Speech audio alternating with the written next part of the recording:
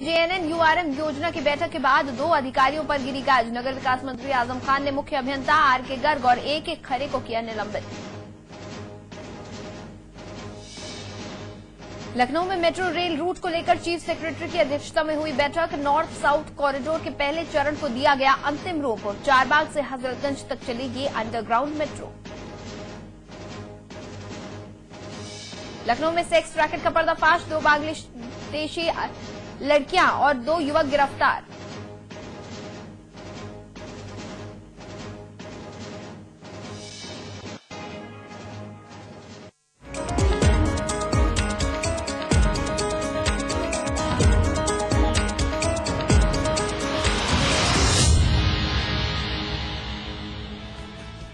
Petroleum मंत्री वीरप्पा मोइली ने शुक्रवार को कहा कि आयात लॉबियां प्रत्येक पेट्रोलियम मंत्री को धमकाती हैं। मोइली ने कहा कि कंपनियां धमकाती हैं ताकि वह आत्मनिर्भरता के लक्ष्य प्राप्ति के लिए घरेलू अन्वेषण की दिशा में किए जा रहे प्रयासों से अपना कदम पीछे हटा ले। मोइली ने मीडिया कर्मियों से कहा कि इस पद पर रहे प्रत्येक मंत्री को धमकाया जाता है, नौकरशाही की तरफ से देरी की जाती है, विघ्न उत्पन्न किए जाते हैं और अन्य लॉबियां भी यह नहीं जानती कि हम आयात बंद कर दें। मंत्री ने हालांकि कहा मोइली को धमकाया नहीं जा सकता। उन्होंने कहा कि देश तेल और गैस के समुद्र पर तैर रहा है, लेकिन धमकियों और बाधाओं के कारण हम इसकी खोज नहीं कर पा रहे। नरेंद्र मोदी को कांग्रेस के लिए चुनौती बताना कांग्रेस नेता एवं मंत्री जयराम रमेश पर भारी पड़ सकता है।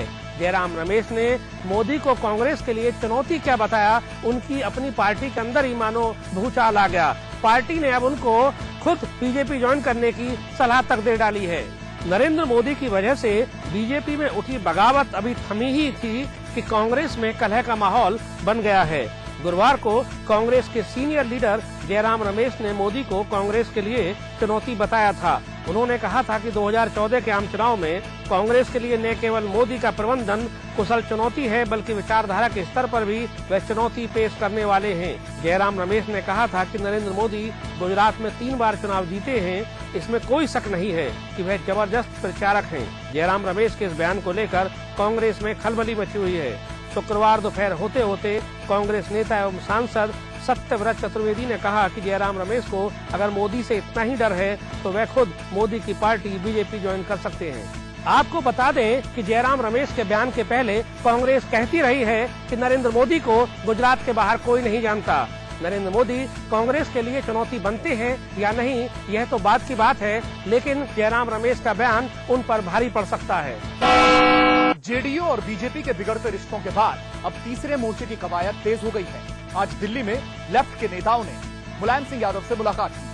आपको बता दें कि इससे पहले पश्चिम बंगाल की सीएम ममता बनर्जी और उड़ीसा के सीएम नवीन पटनायक से जदयू के नेताओं ने भी मुलाकात की थी, जिसके बाद ये कयास लगाए जा रहे हैं कि अगले चुनावों में तीसरा मोर्चा मुख्य भूमिका निभा सकता है। लंबे अरसे से तीसरे मोर्चे की वकालत कर रहे सपा मुखिया मुलायम सिंह यादव की भूमिका भी महत्वपूर्ण हो गई है। मुलायम सिंह खुद तीसरे मोर्चे का नेतृत्व करना चाहते हैं। सपा के नेता भी मुलायम को पीएम पद के लिए उपयुक्त उम्मीदवार बता रहे हैं। इसी बीच वाम दल के नेताओं ने मुलायम सिंह से मुलाकात के बाद तीसरे मोर्चे के लिए अब जमीन तलाशने का काम शुरू कर दिया है। अब देखना है कि आम चुनावों में तीसरा मोर्चा क्या कमाल दिखाता है, क्योंकि इस मोर्चे के गठन को लेकर ही अभी कई सारे सवाल खड़े हुए हैं। वर्तमान सियासी समीकरणों के बीच सीधा और सख्त बयान दिया है नरेश अग्रवाल ने। उनकी माने तो तीसरा मोर्चा सपा की अगुवाई में बनके रहेगा। प्रधानमंत्री होंगे मुलायम सिंह यादव और सारा झगड़ा ही प्रधानमंत्री पद का है। समाजवादी पार्टी महासचिव नरेश अग्रवाल की माने तो वर्तमान सियासी झगड़ा प्रधानमंत्री पद को लेकर है। जिस दल की जितनी सीटें आएंगी उसी का नेता बनेगा अगला प्रधानमंत्री। अग्रवाल साहब की माने तो अगली सरकार तीसरे मोर्चे की बननी तय है, जिसकी अगुवाई समाजवादी पार्टी करेगी, क्योंकि देश के सबसे बड़े सियासी सूबे यानी उत्तर प्रदेश में सपा की ही सरकार है। लिहाजा मुलायम सिंह यादव ही होंगे देश के अगले प्रधानमंत्री। तीसरा मोर्चा भी अस्तित्व में नहीं आया, लेकिन समाजवादी पार्टी ने मुलायम सिंह यादव के प्रधानमंत्री होने की ताल ठोक दी है। हालांकि नवीन पटनायक, ममता बनर्जी और खुद नीतीश कुमार भी पीएम की रेस में शामिल।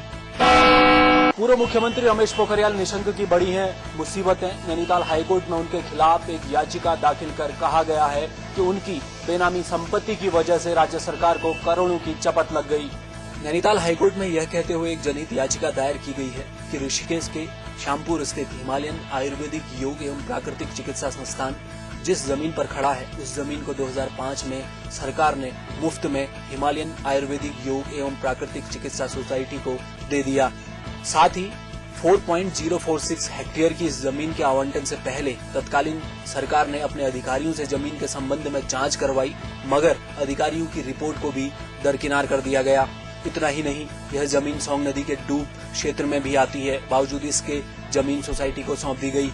याचिका में यह भी कहा गया है कि यह सोसाइटी और आयुर्वेदिक कॉलेज उत्तराखंड के पूर्व सीएम रमेश पोखरियाल निशंक का है, जिसमें राज्य सरकार को करोड़ों की चपत लगाई गई है। नैनीताल हाईकोर्ट की खंडपीठ के समक्ष आज इस याचिका पर सुनवाई हुई और कोर्ट ने सुनवाई के बाद पूर्व मुख्यमंत्री रमेश पोखरियाल निशंक, हिमालयन आयुर्वेदिक योग एवं प्राकृतिक चिकित्सा सोसाइटी एफिलिएशन होने के कारण गढ़वाल विश्वविद्यालय, उत्तराखंड सरकार को, council for Indian medicine, revenue department Uttarakhand समेत अन्य को नोटिस जारी किया है। अब 4 हफ्तों के भीतर इन सभी को नैनीताल हाईकोर्ट के समक्ष अपना जवाब देना होगा। माया सरकार के एक और मंत्री बादशाह सिंह पे चलेगा मुकदमा। राज्य सरकार ने दी विजिलेंस को मुकदमा चलाने की अनुमति। बादशाह सिंह की पत्नी रत्ना सिंह पर भी चलेगा मुकदमा। बादशाह सिंह और उनकी पत्नी रत्ना सिंह समेत 2 और लोगों के खिलाफ राज्य सरकार ने मुकदमा चलाने के आदेश दिए हैं। इनके विरुद्ध धारा 447, 448 और 120 बी आईपीसी भ्रष्टाचार निवारण अधिनियम 1988 के अंतर्गत न्यायालय में अभियोजन पंजीकृत करने के आदेश दिए गए हैं। इसके अलावा इनके द्वारा किए गए स्कूल में धांधली से हुए नुकसान के लिए 25,50,000 रुपए बादशाह सिंह और महाविद्यालय के प्रबंध तंत्र से ब्याज समेत वसूलने की भी संतुष्टि राज्य सरकार ने कर दी है। बादशाह सिंह की पत्नी रत्ना सिंह के साथ विद्यालय प्रबंधक राजेंद्र प्रताप सिंह और सदस्य ऋतुराज सिंह पर भी अभियोजन पंजीकृत करने की संतुष्टि सरकार ने की है। बादशाह सिंह माया सरकार के बाहुबली मंत्री थे और उन पर आय से अधिक संपत्ति, पद का दुरुपयोग, खेती की जमीनों पे कब्जा करना और इसके अलावा अपनी निधि का गलत इस्तेमाल करने का आरोप लगा था। यूपी में JNNURM की प्रदेश स्तर की समीक्षा की गई। समीक्षा में नगर विकास मंत्री के अलावा कई दलों के सांसदों और विधायकों ने हिस्सा लिया। इस समीक्षा में जहां नगरों को योजनाओं की सौगात मिली, वहीं अधिकारियों को सजा मिली। 2 चीफ इंजीनियर को सस्पेंड कर दिया गया, तो वहीं नगर आयुक्त आगरा को हटाने की सिफारिश भी आजम खान ने कर दी।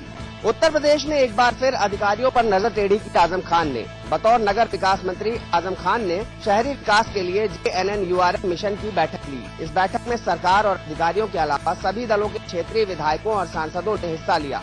महानगर में अधिकारियों की स्थिति की शिकायत आम रही। नेताओं ने साफ तौर पर कहा, सारी गलती अधिकारियों की है। मीटिंग का माहौल तो इस बार खुशनुमा था, पर अधिकारियों पर गाज गिरा दी आजम ने।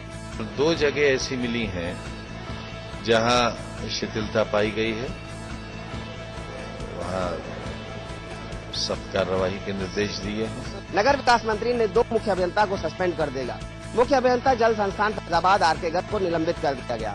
उन पर आरोप है कि कानपुर में तैनाती के दौरान उन्होंने 12 ओवरहेड टैंक बनवाए थे, जो अब तक काम कर नहीं रहे हैं। इसके अलावा लखनऊ जन संस्थान के मुख्य अभियंता AK खरे को भी निलंबित कर दिया गया।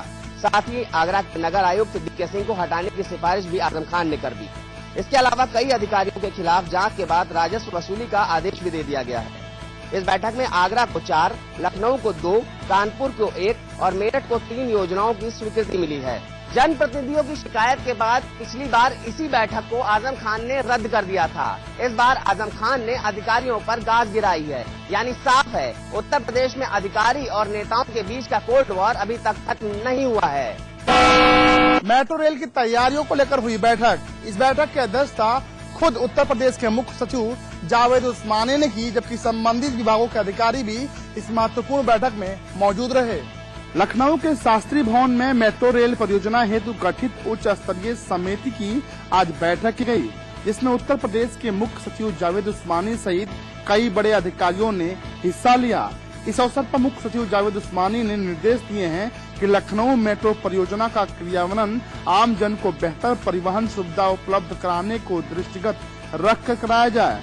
उन्होंने DMRC द्वारा प्रस्तावित नॉर्थ साउथ कॉरिडोर एयरपोर्ट से मुंशी पुलिया के संरक्षण को अंतिम रूप देते हुए प्रथम चरण में इस संरक्षण पर मेट्रो रेल परियोजना को क्रियान्वित किए जाने के निर्देश दिए हैं।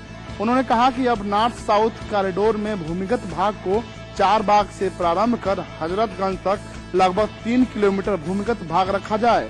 इसमें योजना की लागत में लगभग 1000 करोड़ की कमी आएगी। DMRC द्वारा इस कॉरिडोर में पूर्व में लगभग 7 किलोमीटर की लंबाई में भूमिगत मेट्रो रेल प्रस्तावित की गई थी, जो कि मवैया से प्रारंभ होकर विश्वविद्यालय तक थी। उन्होंने कहा कि गोमती नगर में हुए नवीन विकास के दृष्टिगत गोमती नगर लिंक हेतु पुनः परीक्षण कराया जाए। इसके अतिरिक्त तुलसीदास मार्ग, सुभाष मार्ग तथा मिल रोड पर मेट्रो रेल चलाने हेतु DMRC से टेक्नो फिजिबिलिटी स्टडी कराने की अनुमति भी प्रदान की गई। इतना ही नहीं, इस महत्वपूर्ण बैठक को लेकर DMRC और मेट्रो सेल के पदाधिकारियों की कवायद पिछले 1 महीनों से जारी थी। सरकार जनता के द्वार कार्यक्रम के तहत सूबे के मुख्यमंत्री विजय बहुगुणा आज गदरपुर विधानसभा क्षेत्र पहुंचे। यहां उन्होंने कई घोषणाएं करने के साथ लगभग 27 करोड़ की योजनाओं का शिलान्यास भी किया। हालांकि मुख्यमंत्री को कार्यक्रम में गदरपुर के विधायक अरविंद पांडे का भारी विरोध झेलना पड़ा। बावजूद उसके जनता की समस्याएं मुख्यमंत्री ने सुनी और उनका निदान भी किया।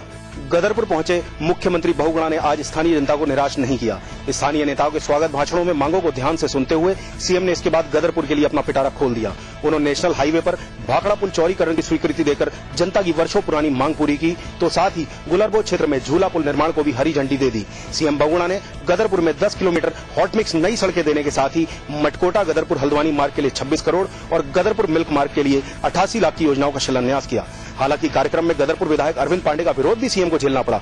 जैसे ही सीएम ने सूबे में बिजली की कमी के लिए पिछली भाजपा सरकार को कोसा तो पांडे भड़क गए और मंच से ही सीएम का विरोध शुरू कर दिया। इसके बाद विधायक ने नारेबाजी करते हुए समर्थकों सहित सीएम विरोधी नारेबाजी शुरू कर दी। पुलिस ने बमुश्किल उन्हें रोका। हालांकि सीएम ने विरोध को खास तवज्जो नहीं दी और जनता दरबार लगाकर लोगों की समस्याएं सुनी। साथ ही सीएम ने कन्या प्रोत्साहन योजना के तहत स्कूली कन्याओं को साइकिलें भी बांटी। लगभग 1.25 घंटे के कार्यक्रम के बाद मुख्यमंत्री विजय बहुगुणा हालांकि देहरादून के लिए रवाना हो गए, लेकिन जिस तरीके से पहले देहरादून में अपने ही पार्टी के विधायकों का विरोध और आज गदरपुर में भाजपा के विधायक का विरोध सीएम को झेलना पड़ा है, उससे लगता है कि सीएम के लिए आगे की राह आसान नहीं होने वाली है। कांग्रेस में विधायकों का असंतोष बढ़ता जा रहा है। लगातार नाराज विधायकों के कुनबे में बढ़ोतरी हो रही है। ऐसे में भाजपा इस स्थिति का फायदा उठाने की तैयारी कर रही है। जी हां, नेता प्रतिपक्ष अजय भट्ट ने साफ कहा है कि सरकार पहले अपना बहुमत साबित करे और उसके बाद राज करे। प्रदेश की बहुगुणा सरकार के सामने कांग्रेस के विधायक की चुनौती बनकर खड़े हुए हैं। विकास को लेकर उपजे असंतोष की बानगी यह है कि लगातार नाराज विधायकों की संख्या बढ़ती जा रही है। ऐसे में प्रदेश भाजपा ने भी सरकार की मुश्किलों को बढ़ाने की तैयारी शुरू कर दी है। जी हां, नेता प्रतिपक्ष अजय भट्ट ने जहां मुख्यमंत्री और विधानसभा अध्यक्ष से विधानसभा का विशेष सत्र बुलाने की मांग की है, जिसमें उन्होंने साफ कहा है कि सरकार अपना बहुमत साबित करे और उसके बाद सरकार चलाए। वहीं नेता प्रतिपक्ष ने यह भी कहा है कि अगर विशेष सत्र सरकार नहीं बुलाएगी तो आगामी विधानसभा सत्र में भाजपा सरकार के खिलाफ अविश्वास प्रस्ताव भी लाएगी। भट्ट के अनुसार सरकार अपना समर्थन खो बैठी है और लगातार नाराज विधायकों की संख्या बढ़ती जा रही है। ऐसे में साफ है कि सरकार अस्थिर है। हालांकि नाराज कांग्रेसी विधायकों में से ज्यादातर इसे भाजपा की गलतफहमी ही बता रहे हैं, लेकिन विधायक हरीश धामी ने बयान देते हुए साफ कहा कि अगर विकास कार्य नहीं किए गए तो इनके लिए विकल्प खुले हैं। हालांकि मनोज तिवारी व गणेश गोदियाल ने साफ कहा कि वे विकास के लिए लड़ रहे हैं, सरकार को कमजोर करने के लिए नहीं। उत्तराखंड में बिजली संकट बढ़ता जा रहा है। लगातार बढ़ रहे बिजली संकट से निपटने के लिए उत्तराखंड में बहुगुणा सरकार ने जल्द ही 36 जल विद्युत परियोजनाएं आवंटित करने की तैयारी कर ली है। माना जा रहा है कि इन परियोजनाओं से आने वाले समय में प्रदेश की ऊर्जा के संकट को कम करने में खासी मदद मिलेगी। वहीं शासन के अधिकारी इस प्रस्ताव को अंतिम रूप देने में लगे हुए हैं। ये परियोजनाएं 10 से 25 मेगावाट की क्षमता की होंगी। अब प्रदेश की बहुगुणा सरकार इन परियोजनाओं की एनवायरमेंट इम्पैक्ट असेसमेंट कराने में लगी हुई है। आपको बता दें कि प्रदेश में भाजपा सरकार के दौरान भी बिजली परियोजनाओं को आवंटित करने का काम हुआ था, लेकिन निशंक सरकार द्वारा मनमाने ढंग से अपने लोगों को परियोजनाएं बांट दी गयी, जिसमें एक ही कंपनी को 6 से 7 परियोजनाएं बांटी गयी थी। ऊर्जा संकट को लेकर सरकार ने जो पहल की है, उससे लोगों को राहत मिलने की उम्मीद है। बिजली का जो संकट प्रदेश झेल रहा है, ये परियोजनाएं उससे राहत दिलाने का काम करेंगी। हरिद्वार में अवैध खनन के खिलाफ अभियान जारी रहेगा, ये कहना है हरिद्वार के नए वरिष्ठ पुलिस अधीक्षक राजीव स्वरूप का। हरिद्वार में अवैध खनन करने वाले खनन माफियाओं के विरुद्ध पुलिस का अभियान जारी रहेगा, ये कहना है जनपद के नए पुलिस कप्तान राजीव स्वरूप का। हरिद्वार की प्रथम समस्या अवैध खनन करने वालों के विरुद्ध सख्ती से निपटा जाएगा। जो पुलिस कर्मचारी खनन माफियाओं का सहयोग करते पाया जाएगा, उनके विरुद्ध भी कड़ी कार्रवाई की जाएगी। हरिद्वार में अवैध खनन का खेल कई दशकों से जारी है और उसको देखते हुए हरिद्वार के नए कप्तान राजीव स्वरूप का कहना है कि जो भी पुलिसकर्मी इन खनन माफिया का सहयोग करते पाया जाएगा उसके खिलाफ भी कड़ी कार्रवाई की जाएगी। उत्तराखंड हाईकोर्ट के आदेश के बाद भी अभी तक शिक्षा निदेशालय ने टीईटी बेरोजगारों के लिए कोई शासनादेश जारी